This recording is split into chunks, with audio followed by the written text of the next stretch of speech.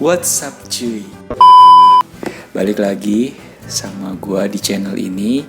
Dan sekarang gue pengen ngebahas beberapa topik mengenai franchise. Kita bedah sedikit lebih dalam mengenai franchise. Tapi sebelum masuk ke topik, kita lihat dulu yang satu ini.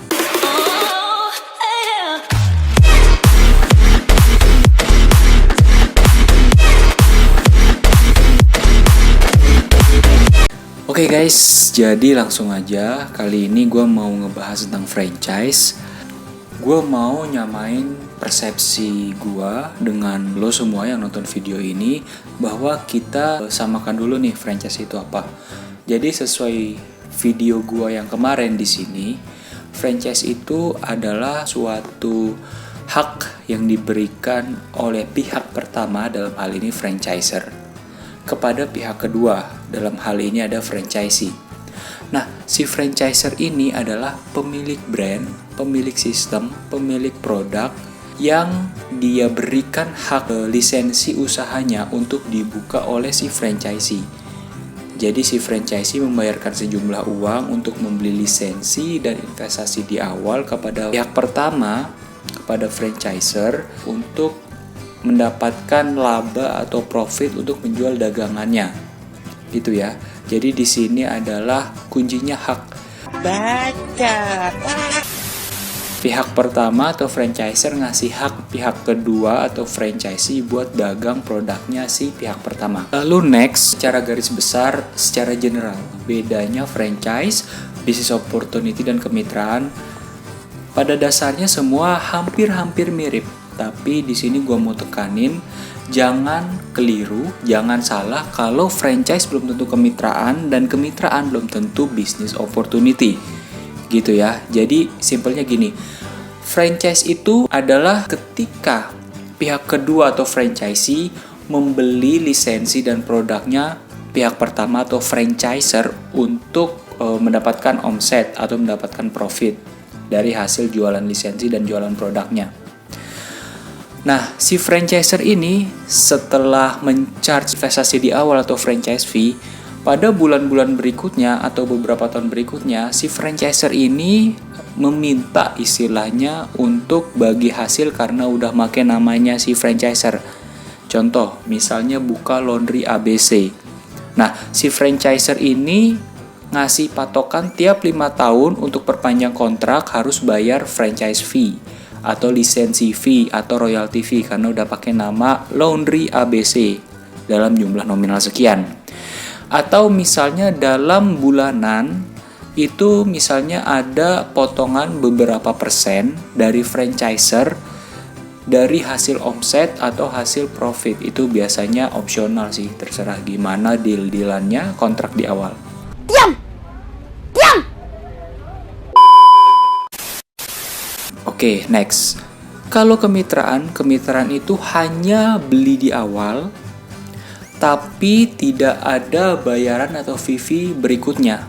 Tidak ada royalty fee, tidak ada kontrak fee, franchise fee, admin fee, distribution fee, dan lain-lain.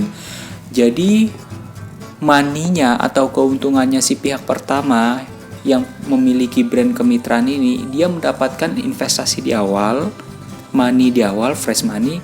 Setelah itu dia dapat margin dari hasil jualan bahan baku atau supply. Katakan misalnya laundry ABC tadi.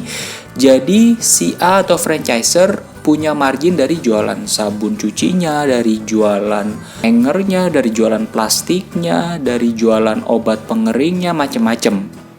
Gitu. Jadi sesuai kesepakatan di awal bahwa si pembeli lisensi atau franchise ini harus membeli seluruh suplai bahan baku untuk usahanya dari franchiser, dari pihak pertama. Bedanya dengan business opportunity seperti yang gua kasih tahu di sini kemarin atau BO. Business opportunity ini dia hanya menjual peralatan atau perlengkapan usaha atau dagang. Misal, dia hanya jual boot beserta panggangan, beserta bahan baku awal. Misalnya kita ambil contoh laundry ABC. Dia hanya jual mesin cucinya, dia hanya jual timbangannya, dia hanya jual hangernya, dia hanya jual sabunnya di awal dan lain-lain. Dia hanya jual paket usaha di awal. Setelah itu mayoritas tidak ada keterikatan apa-apa lagi. Jadi si pembeli lisensi business opportunity ini bisa membeli sabunnya, plastik hangernya, apapun dimanapun. Tidak ada keterikatan sama sekali. Itu bedanya dari ketiga sistem ini. Nah, siapa aja yang bisa membeli lisensi franchise? Jawabannya adalah semua orang. Tapi di sini gue bagi jadi beberapa kelas. Yang pertama adalah kelas karyawan. Nah, di mana kelas karyawan ini dia masih aktif jadi karyawan, cuma dia katakan membuka laundry ABC tadi. Laundry itu dijaga sama satu orang karyawannya dan digaji bulanan. Atau bisa juga digaji dengan bagi hasil atau bagi keuntungan. Lalu yang kedua bisa full timer atau orang yang bukan orang kantoran, bener-bener usaha sehariannya, hidupnya atau hari-harinya untuk berdagang franchise tersebut. Jadi misalnya dia buka dari pagi sampai malam jualan laundry atau jualan sosis bakar, jualan sostel, Thai tea, segala macam. Itu full timer. Yang memang dia 100% waktu luangnya lebih banyak daripada karyawan.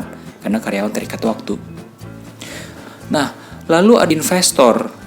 Biasanya di sini investor punya keterikatan kerjasama dengan orang yang in charge atau yang menawarkan usaha. Misal, ada si A nawarin usaha buka laundry ABC sama si investor dengan skema bagi hasil.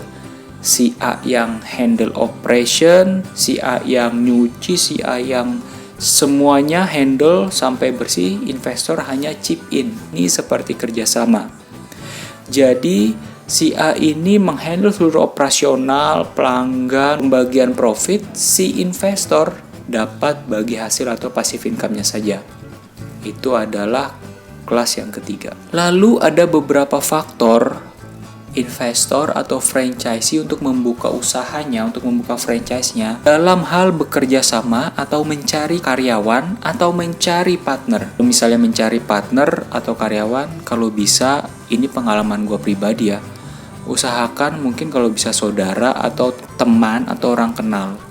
Karena gue punya pengalaman sendiri pribadi, gue pernah buka angkringan, gue pernah buka franchise Jelly Potter, gue pernah buka Manja Cheese Tea.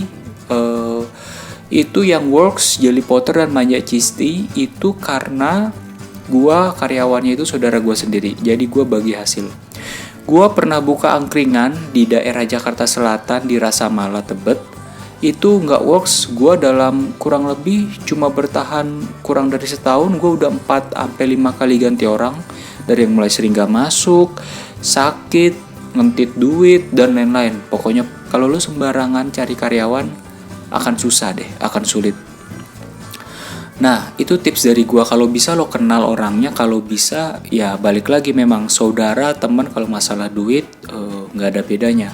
Tapi setidaknya ini bisa meminimalisir kerugian yang akan kita hadapi nantinya. Lalu yang harus dihindari dalam mengambil franchise adalah kalau mau usaha, kalau mau ambil franchise, cari franchise yang jam terbangnya udah tinggi, cabangnya udah banyak, legalitasnya sudah jelas, dan produknya sudah proven. Contoh misalnya laundry kayak tadi, atau kita ambil contoh yang lain, misalnya ayam goreng. Cari ayam goreng yang memang cabangnya di mana-mana udah banyak, kita udah sering lihat, sudah lama bukanya, kerjasamanya jelas, legalnya sudah oke. Kita udah ngerasain sendiri produknya, kita bilang enak, produknya bervariasi. Nah, itu mungkin salah satu hal yang oke, kita bisa ambil franchise ini. Dan masih banyak alasan-alasan lainnya. So, sekarang gue mau ngebahas, jadi seperti yang gue omongin tadi, gue dulu sempet buka Jelly Potter franchise. Jelly Potter itu gue buka hampir setahunan. Hampir setahun, sudah bagus. Di bulan pertama aja kurang lebih udah sekitar omset sehari itu hampir 1 jutaan deh. Tapi bertahan kurang dari setahun karena yang jagain yang tadi gua bilang, saudara gua sendiri. Karena saudara gua sendiri dia sudah punya anak, dia udah fokus dan memang sempat ada masalah saat itu, jadi kita putusin buat stop dan gerobak gua jual. gitu. Lama-lama akhirnya saudara gue tadi ngajakin usaha lagi. Yang tadi gue kerja sama dia sebagai partner gue atau karyawan gue. Jadi gue setelah Jelly Potter running, karena gerobaknya udah dijual, gue puter cari otak apalagi yang masuk. Akhirnya gue buka Manja Cisti di sini. Manja Cisti gue buka di tempat yang sama karena gue punya rumah yang depannya seperti kios. Jadi gue buka di situ di daerah Depok. Tapi tidak jalan sampai sekarang karena hampir setahun juga. Balik lagi, sebenarnya saudara gue itu perempuan, dia udah punya anak 2 dan juga sebagai kayak tulang punggung keluarga gitu. Jadinya dia lebih banyak atau lebih berat masalah keluarga. Ya sudahlah. Jadi biar dia fokus masalah keluarganya dulu karena memang dia lagi ada masalah, dan akhirnya gue tutup lagi. Tapi dari kesimpulan yang gue berikan, dari pengalaman yang gue berikan, gue pernah buka Jelly Potter, gue pernah buka Manja Cisti, gue pernah buka angkringan. Dari ketiga ini sebenarnya semuanya jalan baik karena hanya faktor X, yaitu gue nggak bisa in charge langsung karena gue masih kerja kantoran. Jadi gue mempercayakan ke orang lain, ke saudara gue untuk Jelly Potter dan Manja Cisti. Lalu untuk angkringan gue percaya ke orang lain, yang mana orang lain itu menyalahi amanah yang udah gue berikan. Singkat cerita, sebenarnya untung omset bagus, tapi memang faktor X tadi sampai sekarang gue juga masih kerja gitu karena gue cari pemasukan lain selain gaji bulanan gitu, karena gue mikirnya seperti itu. Jadi balik lagi, kalau lo belum bisa menemukan orang yang tepat, walaupun bisnis itu bagus jalan, lebih baik lo tahan dulu sampai cari orang yang tepat. Atau lo kalau belum dapet orang yang tepat, lo pilih kalau lo masih karyawan, lo mau fokus karyawan, atau lo resign dan lo buka usaha franchise lo. Itu sih dari gue. So far itu yang bisa gue bagi, dan jangan lupa nantiin gue akan upload lagi. Dan kalau ada pertanyaan boleh nanya di komen. Jangan lupa di like, subscribe, dan aktifkan notifikasi belnya, loncengnya, biar lo dapet video-video yang berguna tentang franchise, kemitraan, kerjasama, business opportunity, dan lain-lain. Oke, see you di next video berikutnya.